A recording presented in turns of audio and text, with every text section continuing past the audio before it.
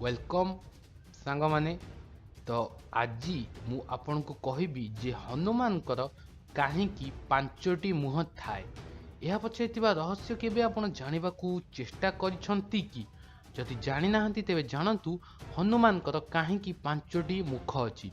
आपण हनुमान को भक्त हुंतु बा न हुंतु, किंतु बजरंग बाली पंचमुख थिबा कथा आपण निश्चय शुणिथिबे।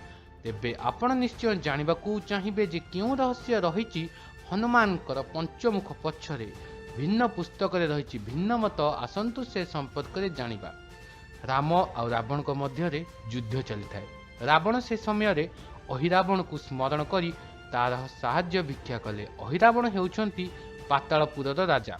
राम लक्ष्मण को बंचाइबा पाई हनुमान तांको लांगुड़े एक पत्थर बांधी देले। मात्र अहिरावण निजर बुद्धि खटाई विभीषण वेश धारण करी राम और लक्ष्मण को पातालपुर को नहीं गला। राम और लक्ष्मण को खोजापी हनुमान जाई पातालपुर में पहुँचले।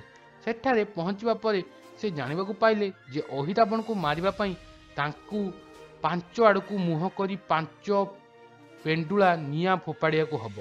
तेणु हनुमान पंचमुख वेश धारणा कले। हनुमान, हेग्रीव, नरसिंह, गरुड़ एवं बाराह।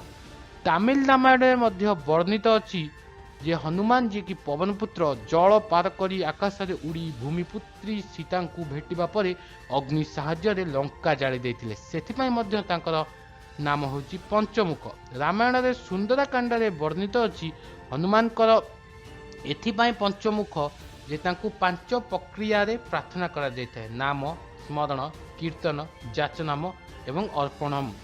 तेणु यही सब कारण जो हनुमान अच्छी पांच गोटी नाम। एमती नुआ वीडियो देखा चाहूँ आम चैनल को आज ही सब्सक्राइब करनी।